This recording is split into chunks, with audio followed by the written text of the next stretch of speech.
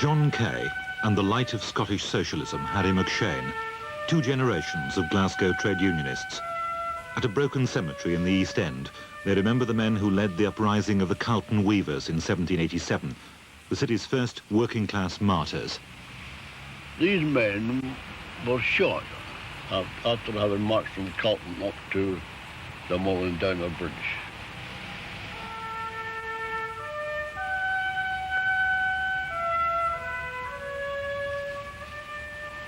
And there were some who were deported. Well, one was deported, James Granger. He was put in trial, and the order was they be put through the streets and be deported from Scotland for 7 years. It was when he returned that the money was raised to pay for these stones in the Calton Cemetery. After the shooting, the city fathers invited the officers of the militia to a dinner in the old city chambers, and supplied the private soldiers of the militia with free hose. Free hose, and Major General Chet Kellett was the man held responsible for all the conduct, what was being done by the military at that time. His name was Kellett, Major General Kellett. Harry McShane and Manny Shinwell, now in the House of Lords, are the only survivors of the working-class leadership that once made Glasgow the core of Red Clydeside. The first unofficial movement was of shop stewards and weighers in February 1915. And they were supported by the whole of the Clydeside shipyards and engineering shops. And from that time onwards, the shop steward movement became powerful and began to assert itself to such an extent that even the government had to pay attention from time to time. And Mr. Lloyd George himself come in for a rough time on one occasion when he come here to speak to the shop stewards on Clydeside. The poverty and industrial squalor of the years before the First World War drove Glasgow to the brink of revolution. But from this melting pot of industrial unrest sprang a powerful, radical movement. Its leaders had a vision, a united working class armed with the principles of socialism and educated in the skills of democratic politics. New political parties like the ILP, the Independent Labour Party, swept into office. Trade unionists today in Glasgow still carry with them the image of those victories over the strong arm of the establishment.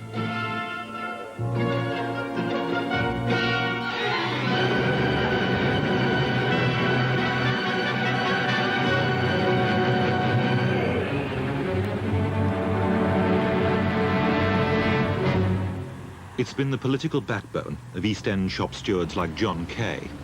Well, the umbrella this is the focal point of Bridgeton.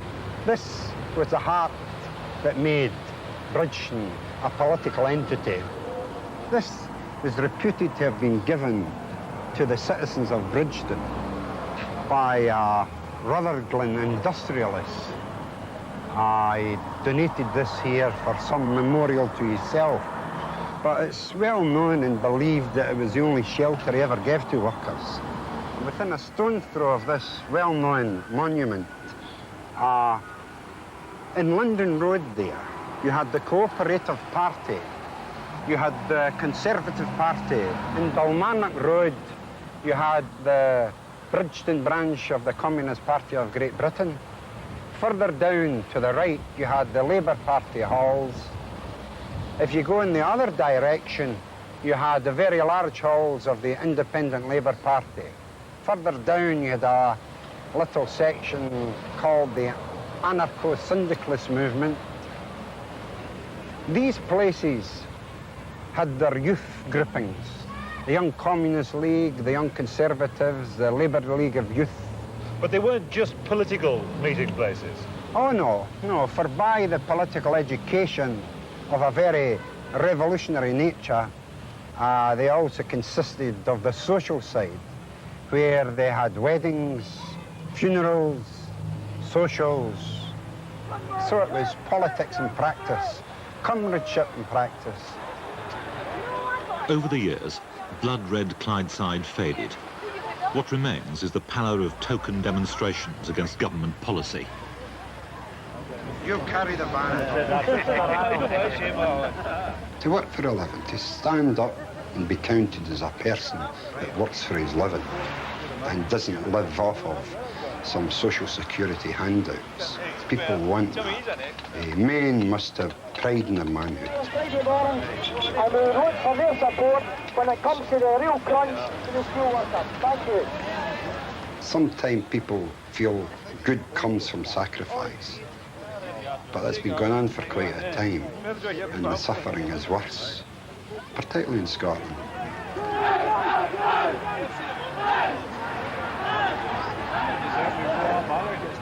I believe this is one of the reasons why you never had riots in Scotland, where many people expected it to come from, because we have a reputation of aggressiveness.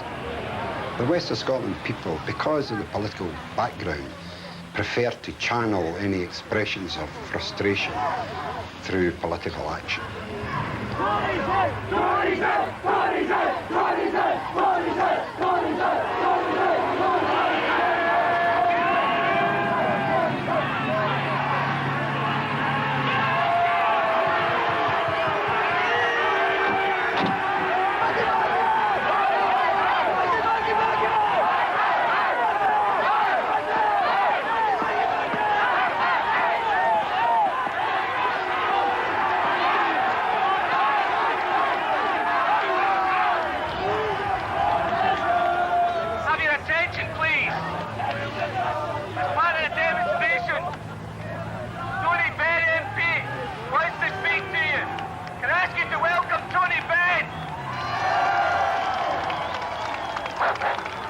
Brothers and sisters, I've come up to give support to all those who are facing ruin as a result of the policy of the present government. Now, Scotland and the Scottish Labour movement have given leadership to the people of this country over many, many years. It was the ILP first founded in Scotland, and Keir Hardie and the Clydesiders who put a lot of fight and leadership into the labour movement in our country as a whole. And what I've come to say today is that we need those same qualities of leadership and solidarity that built the labour movement and gave us full employment. Building ships in Clydeside 200 years ago, when the French were farmers, Germans were brewing beer, and the Americans were cowboys, and some of them still are. Tony Benn and Glasgow's city fathers at least have in common a certain pride in past achievements.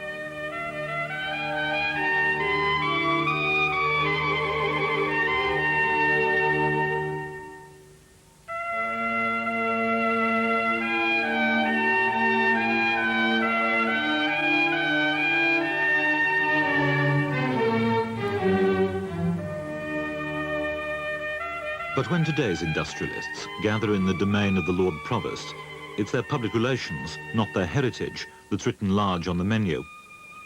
Images of radical Glasgow that have lingered across the years are an inconvenience to modern business.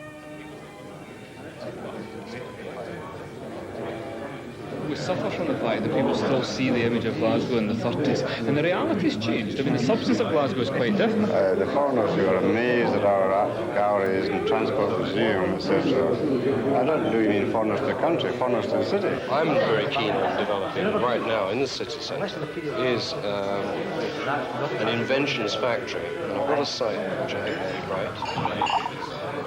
We've got to go out and tell people, decision makers particularly, to come to Glasgow and evaluate the situation for themselves. Well, I think we can learn a lot from Hong Kong.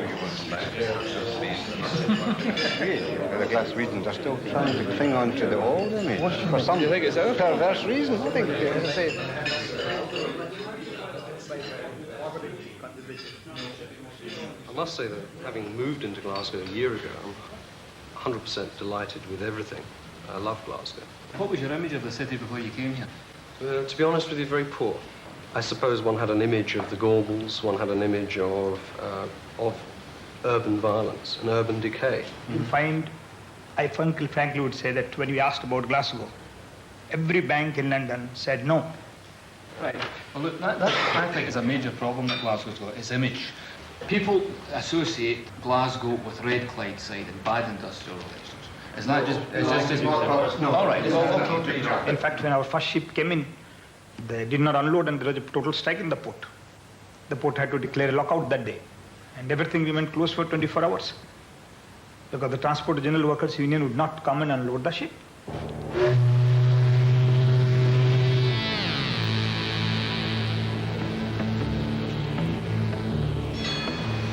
The business of the river, where Red Clydeside raised a final fist.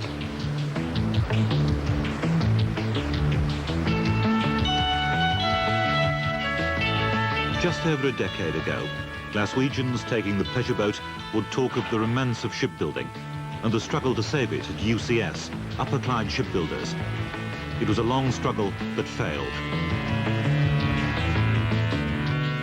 Bernie Grant works in the one yard that was saved, on that piece of riverbank where they've built ships for 120 years, at Govan. That's Govan Shipbuilders. Repairs as well, that one? That'll be maybe waiting to get into Govan Dry Dock for a few repairs on it. Is that the ship you can see in the stocks just now? That's contract 259.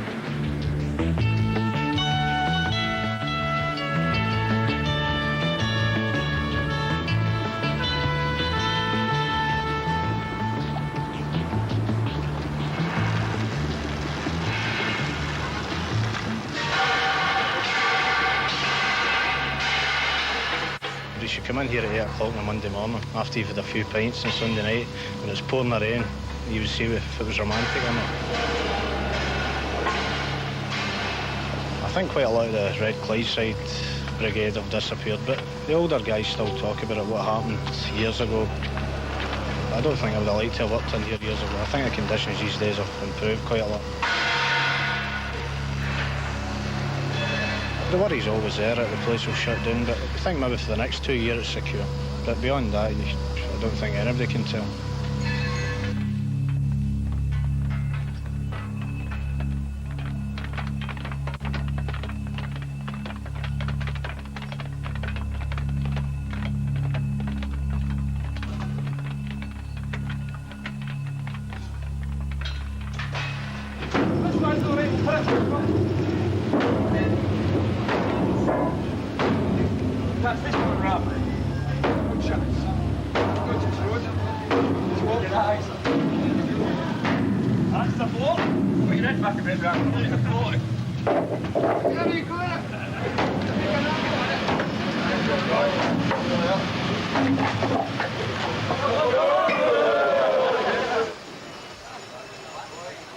This Clydeside yard is succeeding against the odds, as contract 259, now El Conqueror, goes down into the river.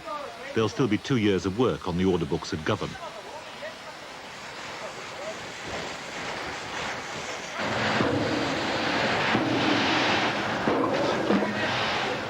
I just froze into the slip there. It's a trigger at the after end, the forward end, it sets it off. It sets it off. Years ago, the ships were that big and I don't think they were building as quick as they are today, so you maybe have a launch once every 18 months, and so it was quite an event on the launch day, and people get their best togs on for it and brought their families in to see the launch. But some of the ships get launched without ceremony these days because there's that many coming off the slipways that it's not necessary to have all these ceremonies once every couple of months. When you start in the yards, you go to a couple of launches and maybe go to one once a year, and that's about it.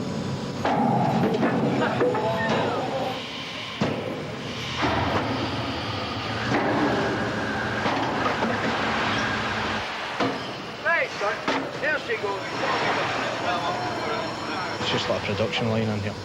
There's units coming out of the shed, onto the slipways and into the river, and that's it. the triggers of it. Yeah. So it's all things like that. It's a great time to see the launch, yeah. That'll keep us in another job for a few months. Few months,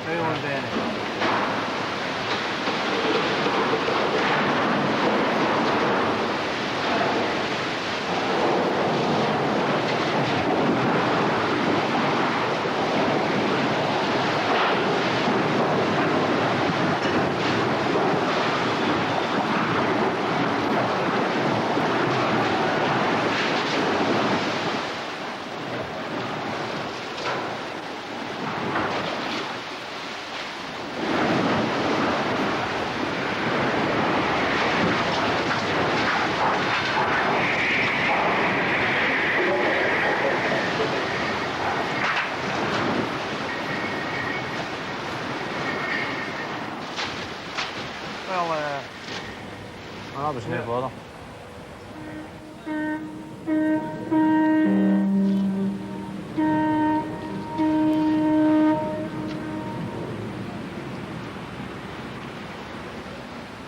But the price of keeping the privilege of launch days on the Clyde has been enormous.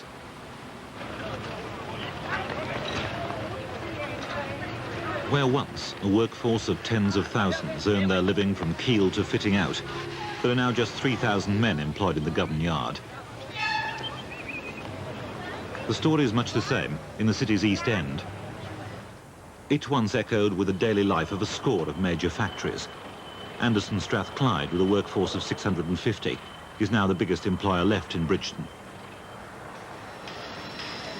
This factory, where John Kay is convener, is under threat too. Unions and management are together fighting a takeover bid from South Africa. How did the meeting go up the stairs there? The meeting of the directors is still in progress, and we're waiting to see exactly what their position is. All right, I'll see you shortly. Multinationals put the fear of death in you when you see the way they have behaved. Company taking over loses its identity with the locality. Decisions are made well outside Scotland. Then you see the demise, and that's what's happened to all the industry in the Bridgeton area. 20 years ago, within striking distance of our factory, you could contact 22 conveners. You had weaving, leather curing, tanning, tailoring, and heavy concentration of engineering.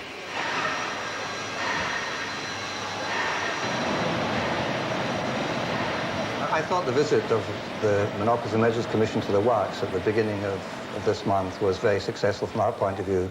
I thought they were impressed with the quality of our people, and I certainly think they were impressed with the quality of our machines. The arguments of Monty Finiston's board and John Kay's union did impress the Commission, but not the government. Suddenly, the fate of this factory in Glasgow's East End was on the front pages. The Department of Trade ignored the advice of their own Monopolies Commission and said the takeover should go ahead. Hopes here had been raised for a while, then dashed. The management and unions were to fight on, but with the government now against them, they feared that they were that much closer to having their independence and success as mining engineers destroyed. Trade unionists here have seen the steady slide to closure happen too many times before, when the control and decisions were taken away from Glasgow.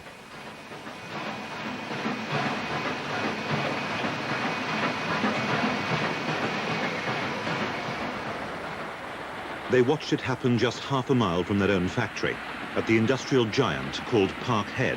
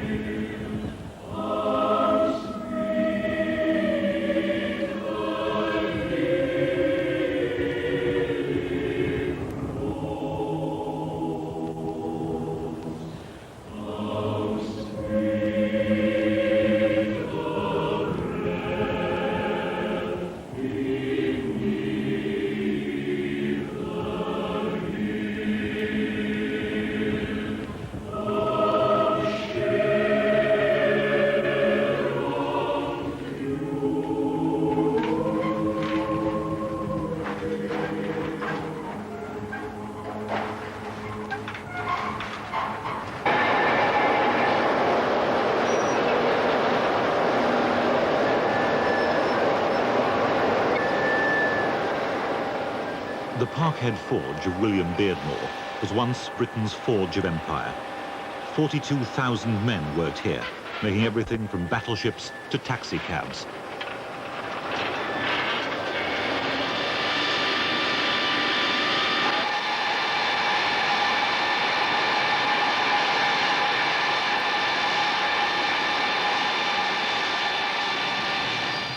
In August last year, just 340 jobs remained, and they were under threat. There was a plan to close Parkhead as part of a deal with the British Steel Corporation to save its Sheffield parent company. Another generation of Glasgow trade unionists then found themselves fighting for the livelihood of the East End. Among them, convener Joe Kearney. I think if you went out to the street and stopped 10 people out in that street, the first 10 people you met, they would either have a brother or a cousin or a mother or a father or something that worked within these walls. How many of your family are associated with Parkhead Forge now? Well, they're my father, my brother, an uncle, cousin, brother-in-law and myself within the works at the moment. There was men in here maybe the best part of 50 years. Now, I was only a young fella when I started in here. But I can always mind you, well, when I was in here, you done a lot of hard work. The furnace was a lot of hard work. You're cutting all day, sweat's pouring at you 8 hours a day. Now, I can always mind an old chap saying to me, talking about, you love the work. That was all he spoke about, was the work, Parkhead Forge. Well, at that time, there was quite a lot of chaps would chuck this job and come back, and then chuck it again, and then come back. And this old chap used to say to them, he used to go to the gaffer and he used to say to the gaffer, don't let them back, shoot them, because they're only making a mug of this for them. That's true. Is that right, Jimmy? Aye. Shoot them, don't let them back in this for them. And he thought the world of this factory. In the Parkhead Employment Exchange, there are about 15,000 people registered at the moment, with 138 jobs available, which puts the ratio at roughly 100 to 1. So that's your chances. And I wouldn't put any money on 100 to 1 shot. No. What do you think the impact is going to be on the east end of Glasgow if Beardmore's goes all together? Oh yes, there's shops closing down. There's 2 pie shops closed down, 2 small meat firms closed down. And we go out at lunchtime, and we've just passed remarks in the last few months. Every day seems like a Sunday, except the day it is for signing on the dole. It's like Hampden Park coming out. And outside of that, you think every day was a Sunday. Nobody in Parkhead, and that was very unusual. In older, prouder days, there was a confidence in Glasgow's working family, the confident temper of steel itself. But the old certainty is wasted, as first one factory, then another closed. Obsolete, overtaken by new technology, out of place and out of time. Of all the symbols of failure, the most potent is the industrial skeleton of Parkhead.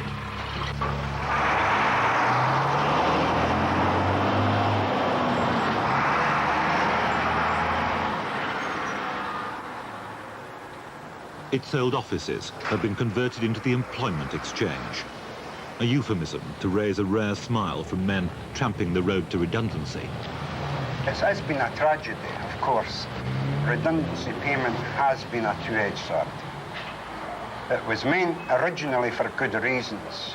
Now it seems to be the fool's gold, and in many activist opinions, the 30 pieces of silver, because it ain't their job.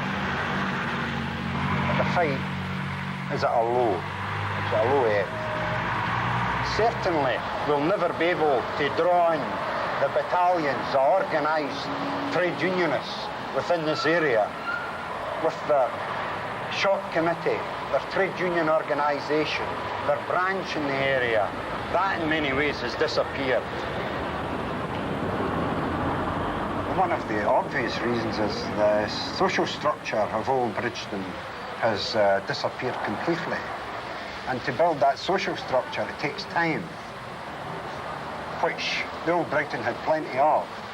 People have been dispersed to all the different areas. It'll take time to build up the social structure. John Kay and tens of thousands like him have been moved out of the East End. Some happily turned their backs on the slums. Others had to be forced to leave.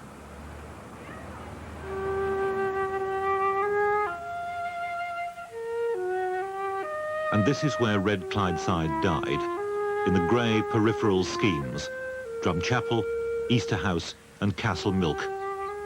The middle class prefer their schemes to be called estates, but if you're a council dweller, it's a scheme.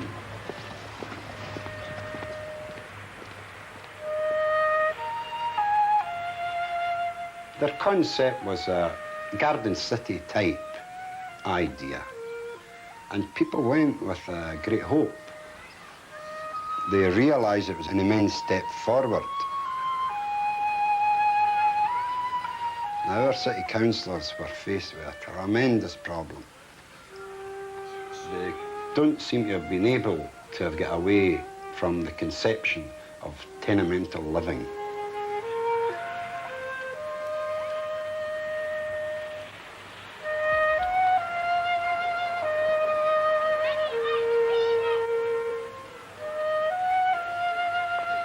They found of approximately 50,000 of a population in Castlemilk. Now that's an equivalent to Greenock, Perth, Stirling.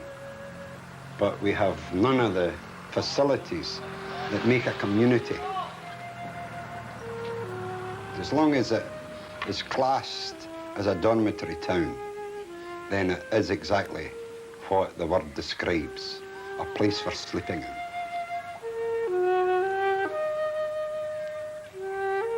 While Clydesiders slept, the fight went out of them.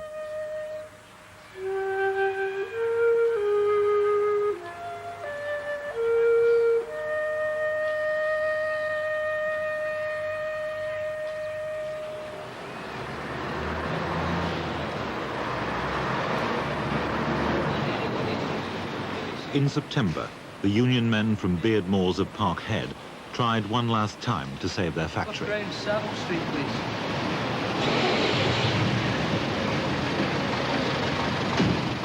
Joe Kearney went to Sheffield to drum up support from shop stewards at the firm's headquarters.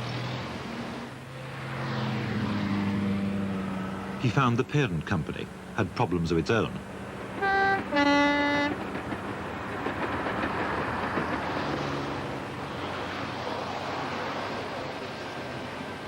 He found in this other socialist city a similar stench of neglect and decay. What about the situation in Beardmores? Surely they're not going to leave it to the lads down here to put up a fight. They've got to take a decision themselves. The position is they've announced a total closure of Beardmores, which, through thick and thin, has somehow always managed to scrape through in some capacity. And what we'll be asking the Minister is keep that presence there. Maybe be on short-time working. We realise we'll be taking a cut in our standard of living, but still, at the end of the day, when an upturn comes, and we've got to talk about when an upturn comes, not if it comes. Well, the guesswork of when an upturn comes and when it don't come, we've been doing that now since 1970s, haven't we, during that particular period of time. What I see here is a glimmer of hope, just a door lying ajar, and we've got to go and see what's on the other end of that. I hope to God they take up the cudgel and fight for the jobs.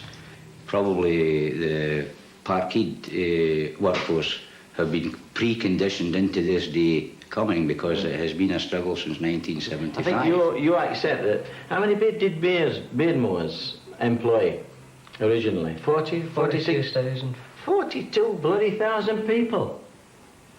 And here we are, struggling to employ 400. Yeah. God, where are we going?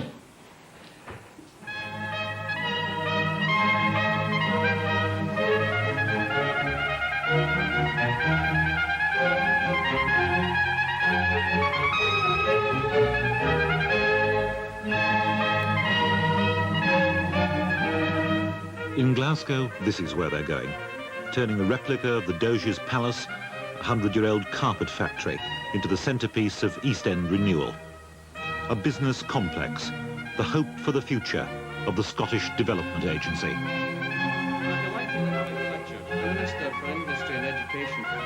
today for the formal opening of the new Templeton Business Centre.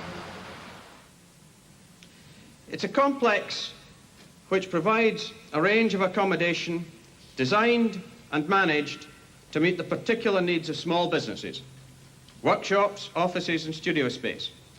This first phase provides 60,000 square feet, and we hope that 200 jobs will be provided. This new imaginative use of an old, attractive building is another important step in the drive to revitalise the East End of Glasgow. All the new industries which come into Scotland are very welcome, but we in the agency recognise very clearly how important our old established industries are in maintaining existing levels of employment.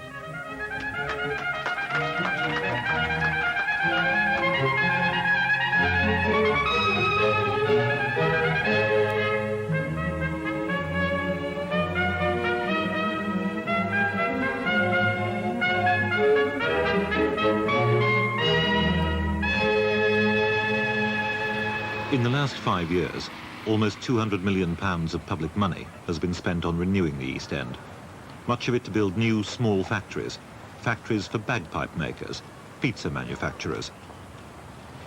But in terms of rebuilding the working life of Glasgow, small is insignificant.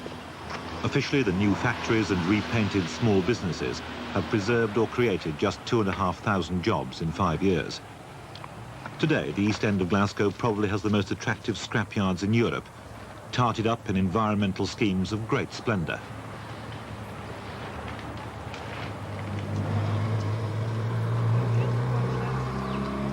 But once, Beardmore's of Parkhead Forge alone employed 42,000 people. Just in time for Christmas, Parkhead Forge was closed.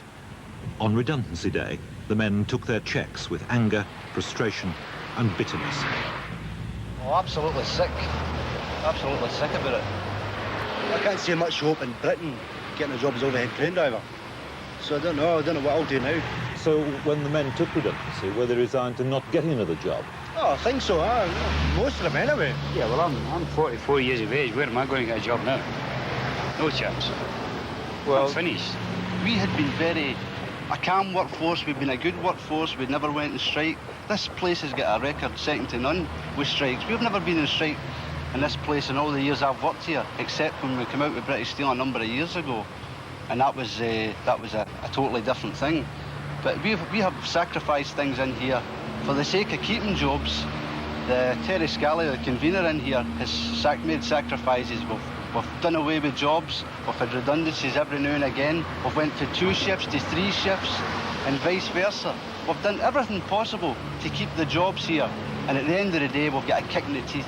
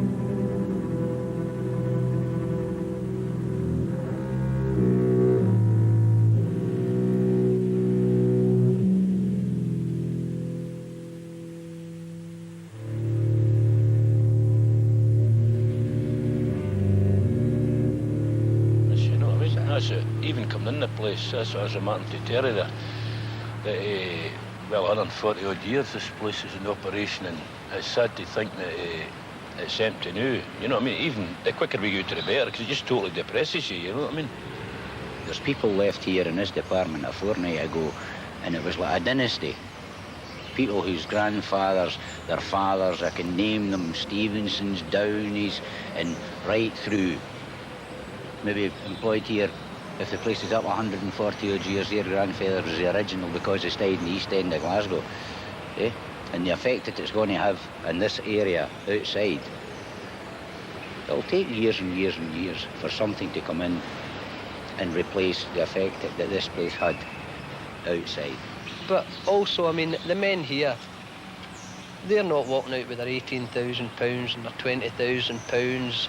So it's not a question of the men taking the money and running. It's just that the men have recognised that they just had nothing else for it but take it. And if you were to go around the workforce and say, look, do you think you sold your job? They'd say, well, there's the money, can you get me a job? And I'll buy one. Because almost to a man in here, the men wanted to work in the company. It was a company that didn't want them. The inheritors of Red Clydeside, the last of Parkhead's strain of working men, could do nothing but stand by while the best of their machines was packed up to be sent to Sheffield.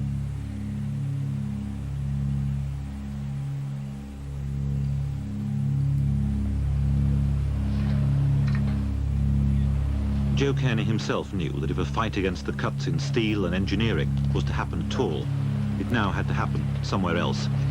They tried it in Belgium. It's a common market. They tried it in Belgium. And what did the Belgians do? They went out and rioted. The French, they went and marched. The Germans, they put on import controls because they were ready for an uprising as well. The British, we accept it.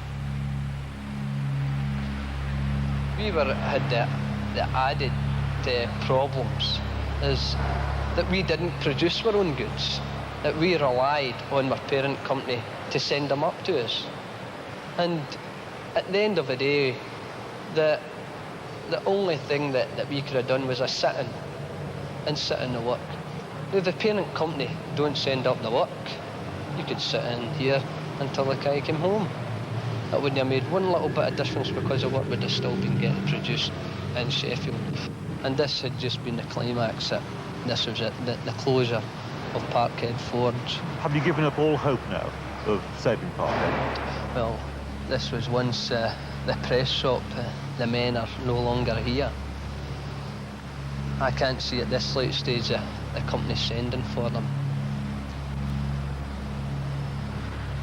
It's the finish? It appears to be, yeah.